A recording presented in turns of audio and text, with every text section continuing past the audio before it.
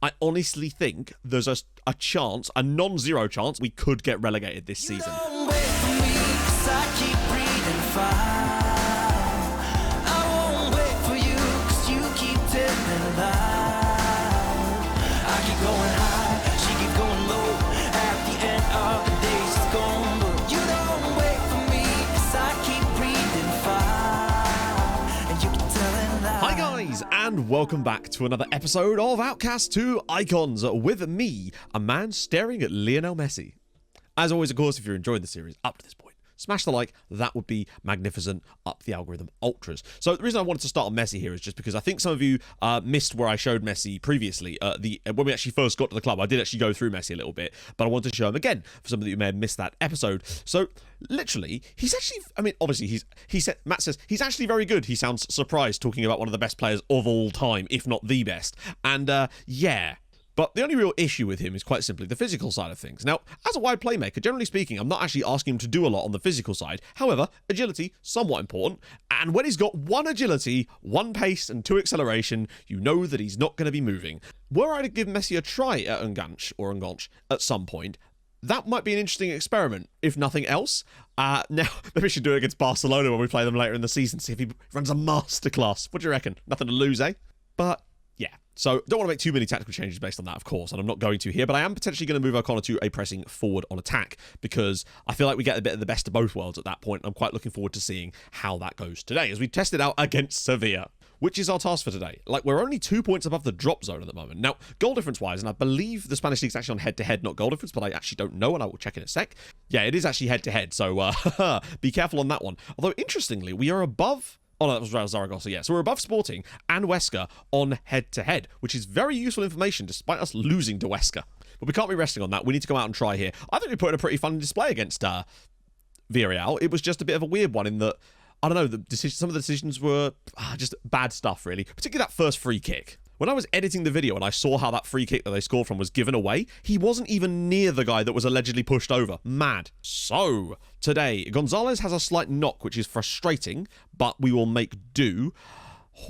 Now, what do I want to do here? I'm kind of tempted to start De Vega out wide, move Andre Anderson back there, and bring Gotti in as the attacking mid. My assistant is absolutely wetting himself with glee at this point. Defensively, that isn't going to happen. Now, also, I brought in a loan signing for us. This is Pantelis Hatzidiakos, who is coming on loan from Real Betis for the rest of the season.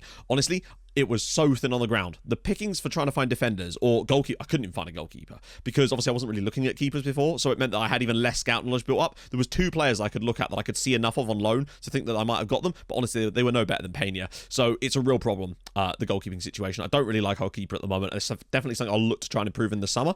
As for defenders, we just needed to get somebody in. So I went for this lad. It's only a loan signing. Okay, yeah, he's on quite a lot of money, but we just needed to get through to the end of the season, to be honest.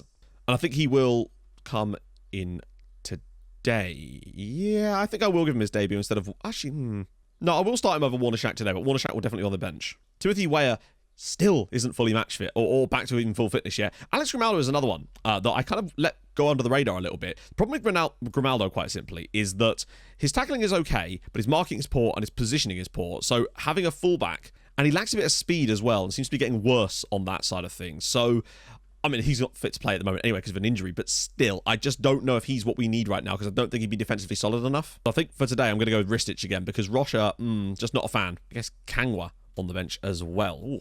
We've got a lot of colds going around the club, despite me sending players home, unfortunately. So yeah, I've switched O'Connor to being an attacking pressing forward, and we'll have to hope for the best. Messi tried to get registered, but his 1 pace meant he didn't make it on time. Yeah, I'm actually surprised he was able to get in the match squad today because I figured he would have presumably had to have a driver come pick him up from his house, otherwise he would have missed the bus. Whatever the opposite of confident is me right now. The players, however, seem to have actually lost a clue of what they're doing, which is not exactly ideal. I swear all these games seem to be played in really dreary days. I don't think we've had a game where the stadium felt bright and vibrant yet, since we literally joined Osasuna at this point. But hopefully when the summer rolls around, we will get our time. There's that ball in behind again. Alexis, defender's coming across, and it's surely a very poor effort, actually. Worst part about it is being at home again. It's more home games that are going by. In fact, I think the only games we've won so far this season, in terms of in the league anyway, have both been away. O'Connor with a great first touch. Oh, it's a poor... Oh, okay, he dug an incredible shot out there, but at least O'Connor made the run. We just have to hope that we can get through this tough spell of fixtures without finishing in the relegation zone at the end of it. That's the key. Goatee. Oh, De Vega! Yes! Lucas De Vega! 1-0 Osasuna. That is a spectacular pass from Goatee. And Lucas De Vega at the back post, I think on his wrong foot. Well, sort of technically not on his wrong foot, but that is spectacular work. Goatee picks out, I mean, he is the GOAT with a pass like that. He can, it's almost like a no-look ball in behind. And De Vega at the back post, 1-0 Osasuna. This would be massive. They're third in the league. Composure looking nice here. O'Connor. Andre now. O'Connor's making the run for him. He's found him. Go on, Josh. He's got a bit of support arriving now. A few players trickling in. Guillermo. Oh, and it's tipped over the bar by La Pera. What a start to the game from the Osasuna boys. Come on. Guillermo, we don't need to force the ball either. We've got the lead. That's the beauty of being in front in these games. We don't need to start working the tempo higher. We can just keep this possession. O'Connor. Great first touch. Josh O'Connor. Oh my God. What a finish from Josh O'Connor. Osasuna 2, Sevilla 0. Oh, they're going to be severely upset about that one, friendos. That is a great ball from Guillermo. But again, the patience in the build-up. We're not trying to force the issue. But this is a superb run from O'Connor again. But look at the control. And then the balls on the man to go around the goalkeeper there. And it's 2-0 to Osasuna. Come on. They look really nicely linked up. De Vega again. He's got Goatee and he's found him. Where's O'Connor with the run? There's O'Connor with the run. Good first touch. Goalkeeper's surely going to... Yeah, this should be fair to you. Oh, Goatee! And a good save from the goalkeeper again. Ho-ho! Wow. Half-time. 2-0 to Osasuna. And I don't think we can really say that that's not fair. We've been brilliant on the night here. Absolutely brilliant. It's a bit of a dangerous situation for us, and that's kind of concerning, but Campuzano's going to pick that up. Sevilla really only have one man up top, and it's allowing us a lot of freedom when we get these clearances. De Vega, round the side for Josh O'Connor, and it's wide of the post, but lovely work again. Cleared again, but Messi will pick it up. Straight away into Campuzano, round the side for Josh O'Connor, that's surely offside, right? Oh, and a good stop, and I actually don't think it was. This has been a stunning performance from the lads. We just need to... Oh, no. Oh, you silly, silly men. Come on. 2-1 in the 93rd, well, the 90th minute of this match. We just need to time waste the crap out of the next 3 minutes of this game. Bad again. Once again, player on the line, useless. Just sensible stuff now. Nothing crazy. Oh, God. Come on, you get... No! What is he doing? Oh, my God, what a save. Peña's just won us this game. The defender has the head start on Veerman and then stops for some inconceivable reason. Oh, my Lord. That save from Peña might well have just won us this match. Please, get it through. Oh, no. Yes, clear it. Messi, please. Oh, God. Right, we've surely had it now. The ball is now... The player's ended. One tackle. Come on, anything. Yes! Well done, Montiel. And clear it, mate. Yes! Come on. Osasuna 2, Sevilla 1. It got a bit squeaky towards the end there, but I think in the grand scheme of things, we have deserved the result. Are we still playing, referee? For the love of Christ. And somehow he's forced another attack there. If that had gone in, I might have just exploded with rage. But nevertheless, it is Osasuna 2, Sevilla 1. Massive result to start the day. Oh, they really were out of this at half-time, and in the second half definitely came back into the match, but it doesn't matter. What a result. Come on. Right, some games off camera, including Real Madrid. Good luck with that, boys. And we'll be back in a second, I think, for Getafe. So that is going to be huge, because they're in the relegation zone at the moment. Right then, we're back. We went away to Real Madrid and put in a really stout performance, really. Pretty good from us from a defensive standpoint, but in the 84th minute, they found a way through as Bagnac gave them the 1-0 win. And we didn't really offer anything ourselves in this game. It was Real Madrid away. We were just going to go there and see what we could come up with, really, and we didn't really come up with much. Damn near held on for an amazing point, but it was not quite to be, as what a team this is with Moukoko and De Bruyne, and it's just nuts, isn't it? But that was then followed with a rather strange game against Espanyol. O'Connor drops the ball short here, gets it back from Guillermo, lovely ball around the side, and O'Connor slots it through his legs for 1-0 Osasuna away at Espanyol. Really, really massive goal there. But on the stroke of half-time, once again, our frailties from defensive set pieces, 3 players on him, and they still can't manage to win. A header against him makes it 1-0. And then with 18 minutes to go, it kind of just fell apart there from that point onwards. Vargas gets the ball around the back post, slots it home for 2-1 Espanyol, and then the second half of this game, they were just tremendous. And at that point, the floodgates just kind of opened. Terrible from Guillermo there. Some of our passing was shocking in this game. A man gets the ball here, gets it through, 3-1, kills the game off in the 90th minute here. Frustrating times, but we still had time to embarrass ourselves from yet another set piece as Vargas puts the ball through, comes down to Struijk, and it was 4-1. And pretty fairly so. We kind of matched them in the early stages of this game and then just sort of stopped. Yeah, all over the place. Just all over the place. And things did not get much better at home against Valencia this time. Another terrible pass. A lot of our passing's been one of the biggest issues. Marlon getting the ball through, and it was 1-0 Valencia after 7 minutes. But we did start to offer something towards the end of the half, and at halftime I was pretty happy that we were doing something. But then luckily our defenders decided that, yet again, they were going to absolutely shit the bed here. Ball whipped in, the ball is cleared away against Rocha and into the back of our net for an own goal to kill this game off at 2-0 to Valencia. And I think at that point the heads just completely dropped, as in the 75th minute, the floodgates continued their path towards openness. Ball in here. Naguma puts it past the goalkeeper for 3-0. And you can see that we started to come back into the game and then just faded away again massively. And then last up, it was away to Real Sociedad to complete our run of horrendous fixtures that we've not taken a lot of points from. Ball in. Once again, a defensive melee. 1-0 Real Sociedad. And that was all she wrote. We've really just struggled to create. And honestly, I think part of the reason, I mean, there's many reasons, but we'll talk about a lot of that stuff in a second. But I think part of the reason that it is firstly, we've had to constantly rotate the team around due to minor injuries. Players like, for example, Guillermo couldn't play against Valencia because it's his parent club. There's not been a chance to build any cohesion within the team at the moment. Lots of players have been getting cold despite me sending them home. And it means that you get a player miss this game, miss that game. And there's just been no cohesion. But also, I think that the idea about having Josh O'Connor playing as our advanced, the pressing forward on attack, there's certain games when I think it does benefit. It would behoove us to have that as a setup, but I think the problem with that as the default is that he doesn't seem to get involved in the play as much as he was before. Even though it feels like he should do, and we have seen him do that in certain games, but sometimes he just doesn't.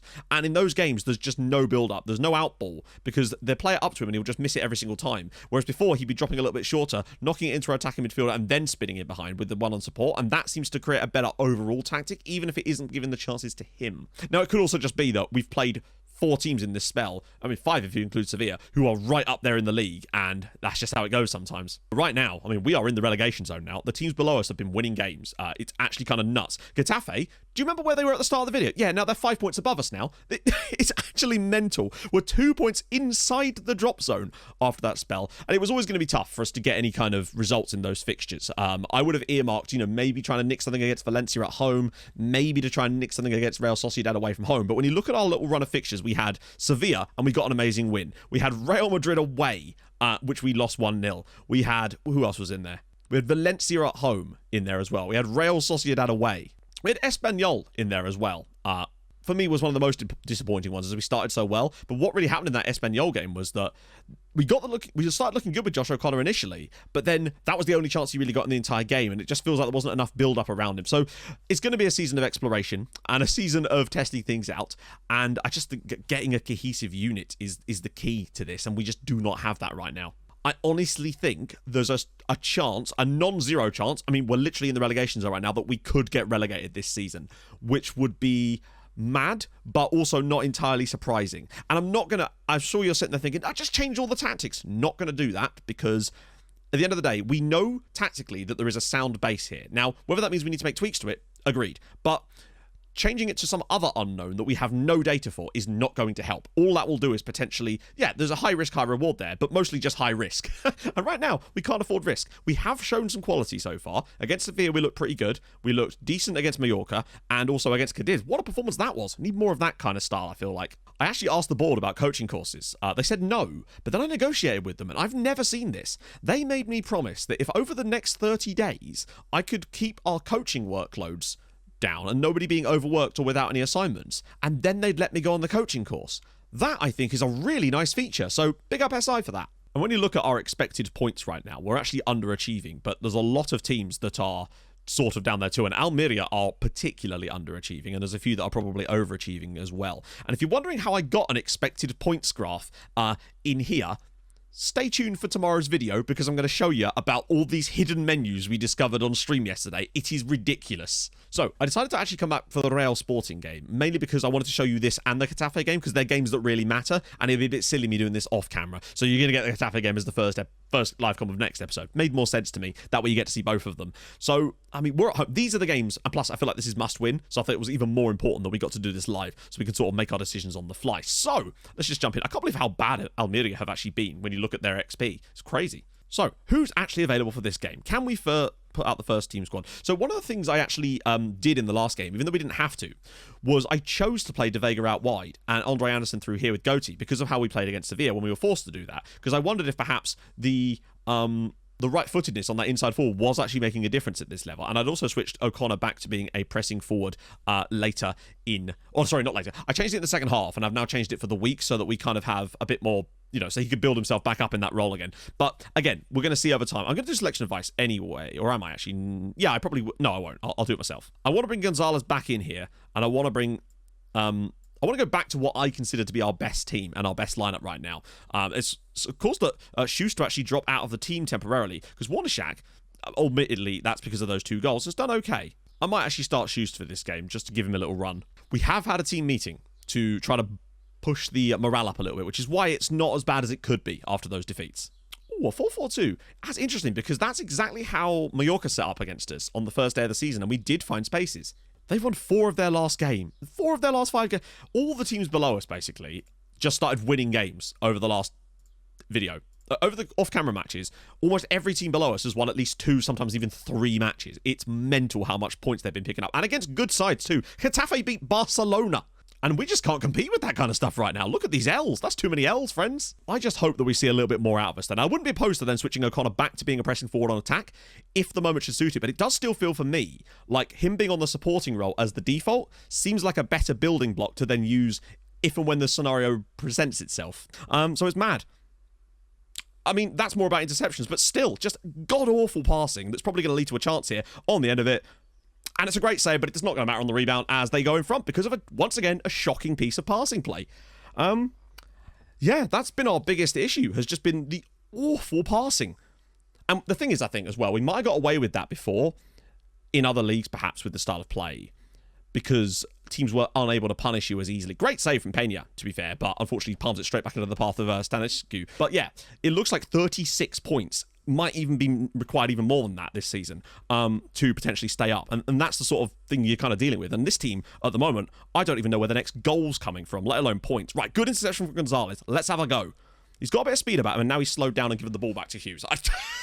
Oh well. Struggles are what make you stronger. Hey, we might actually get sacked on this save. I did not anticipate that. We actually come into a club in a better position than normal. I've moved O'Connor back to being a pressing forward on attack because I do wonder if the 4-4-2 they're playing might actually be quite good for us. Oh, well, Andre's making the run forward. Can he get the shot away? And he does! Our first chance of the game, literally. Andre Anderson has pulled a mad one out of the bag. Really nice work there from him. That is the kind of runs that we haven't seen enough of. Guillermo gets the ball on the breakdown of play. I don't know where O'Connor is. This better not be O'Connor. Oh, O'Connor's there, actually. Guillermo completely ignores him as O'Connor comes way too short. Anderson with a great run, and that is a spectacular finish. We've had players get into that position a few times in some of the off-camera games and just blaze it over the bar, but the composure there was huge. Mallorca are beating Atletico now. Every single team around us is just beating everybody at the moment, and it's causing us issues, including us. But really, we have to focus on what we can control. We can't control what other teams are doing in other games. If we win our matches, it doesn't matter what they do, and that's really what it comes down to. O'Connor, yeah, I mean, that defender is massive on him, in fairness. Look at the size of him. Whew. Into the midfield, that's more like it. Getting a bit of play moving, finally. Arrieta, what a ball. Oh, if this turns into a goal. Oh my God, what a freaking goal. I damn near said the naughty word there. Osasuna 2, Real Sporting 1. And that right there is what we can do. Look at this football. It's liquid football. One-touch stuff here, knocking it back and forward. Andre with a perfect ball. Gonzalez has so much to do there, and he slotted us home, and it's Osasuna 2, Sporting... Oh, that is mad. Come on! But we do not deserve to be in the position we're in this match. It is by pure luck. Well, not luck. We've taken 2 good chances, but still, we're going to time waste for the final 5 minutes of this game. If we get out with a muggy win like this, that we will not deserve, compared to the Sevilla game, this would be a massive muggery of Real Sporting. Oh, come on, come on, come on, come on. Yes! Osasuna 2, Real Sporting 1. We have pulled an absolute muggery out of the bag here. That's the sort of win that could keep you up. We've played poorly.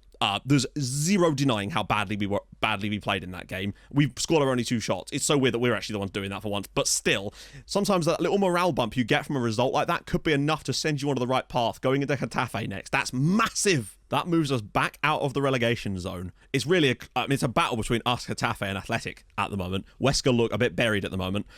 Oh, I still think we might need to get to like 37, 38 points potentially, because you know what clubs like Athletic can do. They can remember who they are. I mean, what was their result? A 0-0 against Betis. I still think this is going to be a mad-ass fight, but results like that... Oh, wow. I mean, we've managed to bookend today's video with actual results. But still, I don't like that kind of performance. In other good news, both of our centre-backs that we played in that last game are suspended for the next match against Getafe, so I don't see this getting any better anytime soon. But you can see it was just our lack of any kind of goal scoring. O'Connor got the goal, but when we were I think we were just trying to overdo it with the feeding of O'Connor. And I think that changing back to a pressing forward on attack didn't really work in this game either, to be honest. But there we go. So, things do even out a little bit. We've got Getafe, although actually, Celta Vigo at home maybe. Atletico's mad tough, but we've got Levante, Betis. It's not easy. There is not easy games. And look who we play on the last day of the season. Athletic, away from home. So, yeah, if you've enjoyed this episode, and I hope you have, drop a like on the video. That'd be spectacular. We've yet to draw a game since we joined the club. If you're new to the channel, subscribe. That'd be awesome too. I stream on Twitch Tuesdays, Thursdays, Saturdays, so go follow there as well. And I'll join you guys tomorrow for the game against Getafe. That is massive. I'll see you guys soon. And a youth intake as well. See you guys soon. Thank you so much for watching. Hold your gun. Happy bowling.